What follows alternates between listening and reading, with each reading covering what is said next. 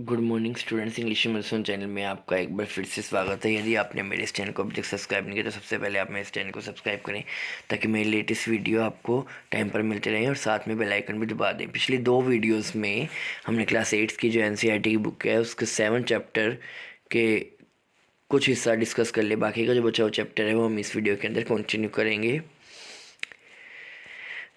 And I could not tell how he agreed way me. तो जो हमारे author हैं फिर दोस्त वो क्या कहते हैं कि मैं नहीं बता सकता हूँ जो स्टीफन हॉकिंग हैं उनके बारे में। I could not tell how enthusiastically he agreed with me, कितने उत्साह के साथ वो मेरी बात से सहमत थे। Every time I shift in my chair and turn my wrist to watch, मैं बार बार क्या कर रहा था, अपनी चेयर को शिफ्ट कर रहा था और अपनी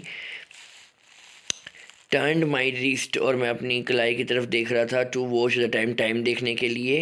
आई want to make every one of 30 minute, जो 30 मिनट मुझे मिले थे मैं उसका हर एक पल काउंट कर रहा था। I feel a huge relief, मुझे बहुत ज़्यादा इस बात से रिलीफ था, इस बात का मुझे, और मुझे प्रसन्नता भी थी क्योंकि मेरे को अपनी जो मेरी पॉसिबिलिटी थी, बॉडीज़ की संभावनाएं थी, उसके बारे में मुझे बहुत ज़्यादा रिलीफ और प्रसन्नता ही थी।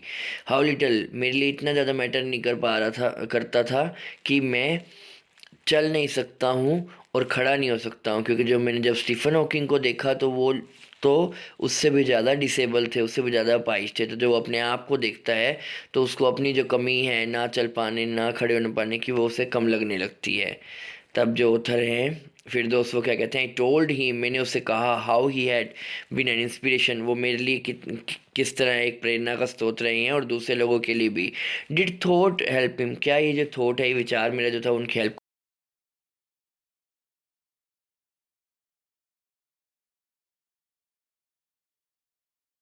दोस्त है उसे इस बात का बुरा लगता है, वो अपने आप को मूर्ख समझते हैं कि मैंने इनसे क्यों पूछा। जब एक इंसान एक छोटे से कमरे में हो और जो जिसमें उनका जीवन सिकुड़ता जा रहा होता, walls are growing narrow day by day, जो उस कमरे की दीवार हैं वो क्या कर रही हैं, सिकुड़ती ही जा रही हैं दिन प दिन, यानी जो उनकी लाइफ है वो धीरे धीरे और ज़्यादा मुश्किल होती जा रही है। It doesn't do much good to know, और इस बात में ऐसे इंसान जो जिसका शरीर इतना कमज़ोर हो उसके लिए लोग उसके जीवन की प्रार्थना करते हैं तो उसका कोई फ़ायदा नहीं है। They are people outside smiling with determination to see you breathing still, भी आप इतने ज़्यादा कमज़ोर हों, अपाहिज हों और लोग आपके लिए जीवन की कामना कर रहे हों, तो एक बिल्कुल अजीब सी बात लगती है। Is there any advice you can give, कि तब वो पूछते हैं स्टीफन हॉकिंग से जो फिरदौस हैं कि क्या आप कुछ एडवाइस देना चाहोगे डिसेबल लोगों के लिए, समथिंग दैट माइट हेल्प, जो उनके लाइफ को बेटर बनाने में मदद कर सकते।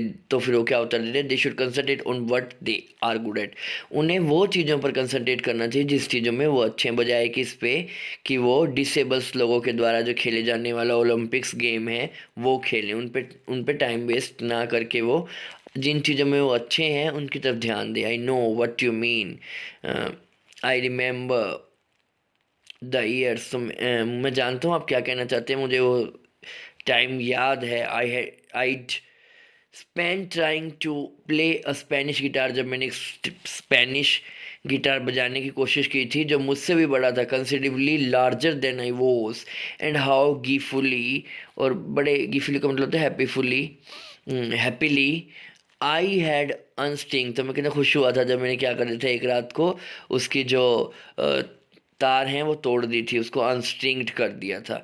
द हाफ आवर वो अब जो आधा घंटा था वो बीत चुका था। I think it I have अनोयड you enough, तो मैंने उनसे कहा कि मैंने शायद तुम्हें ज़्यादा परेशान कर दिया है। आई सेड ग्रीविंग, मैंने मुस्कुराते हुए कहा, थैंक यू फॉर, मुझे अपना समय देने के लिए धन्यवाद। स्टे, तो उन्होंने क्या मुझसे कहा कि वेट करो, मैं तुम्हें चाय पिलाता हूँ, हैव सम टी, चाय पी लो। आई कैन शो यू, मैं तुम्हें अपने गार्डन भी दिखा सकता हूँ। The garden was as big as park, उनका जो गार्डन था वो इतना बड़ा जैसे कि एक पार्क हो। But Stephen Hawking covered it every inch rumbling along in motorized wheel which I dozed to keep out of the way। तो फिर जो स्टीफन हॉकिंग है वो तेज़ी से अपनी जो मोटराइज्ड व्हील चेयर है उसको बाहर लेकर आते हैं। उन्होंने एवरी इंच कवर कर लिया था। While I doze to keep out of, तो मेरे को मैंने वहाँ से हटने की कोशिश की, मतलब उनको रास्ता देने की कोशिश की। I couldn't talk very much, मैं ज़्यादा उनसे बात क्यों नहीं कर सकता था अब मैं, क्योंकि हम बाहर थे और वहाँ पर सूरज था, जो सन था। उन्होंने जो उनकी आवाज़ है उनको साइलेंट कर दिया था। द लेटर जो उनकी स्क्रीन के ऊपर डिस्प्ले करते थे लेटर्स, वो ग्लेयर के अंदर, जो सूरज की प्रकाश है उसकी रोशनी के अंदर गायब हो गए थे। यानी मैं उनसे ज़्यादा बात नहीं कर पाया, क्योंकि सूरज की रोशनी का उनकी स्क्रीन थी जो वो मुझे वर्ड्स नहीं दिखा पा रही थी। एन आवर लेटर, जब एक घंटा हो गया, we were ready to leave, अब मैं जाने के लिए हम तैयार थे। I didn't know what to do, मुझे नहीं पता था कि मुझे क्या करना चाहिए। आई कुड नॉट किस, ना तो मैं उनको किस कर पा रहा था ना ही मैं रो सकता था। आई टच, मैंने उनके शोल्डर को छुआ, and wheeled out into the summer evening, और जो ग्रीष्म ऋतु की जो शाम थी उसमें मैं उनके घर से बाहर की ओर चला गया। आई लुक्ड बैक, मैंने वापसी मुड़कर उनको देखा। I knew he was waving, मैं जानता था कि वो हाथ हिला रहे हैं। दो ही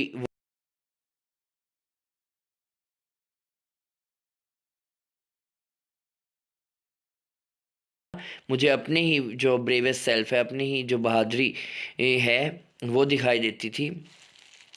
the one I was moving toward, the one I had believed so many year, जो जिसकी तरफ मैं जा रहा था, moving toward, and the one I had believe in so many year, जिस चीज़ में मैं पिछले कई सालों से विश्वास कर रहा था अकेला।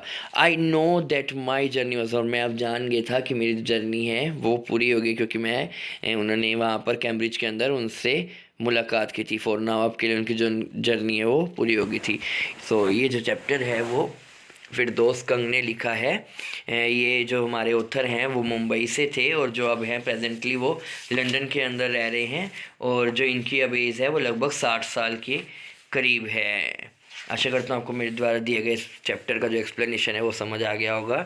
यदि आपको मेरा ये एक्सप्लेनेशन है अच्छा लगा है तो आप मेरे चैनल को सब्सक्राइब कर सकते हैं, और लाइक शेयर एंड कमेंट करें।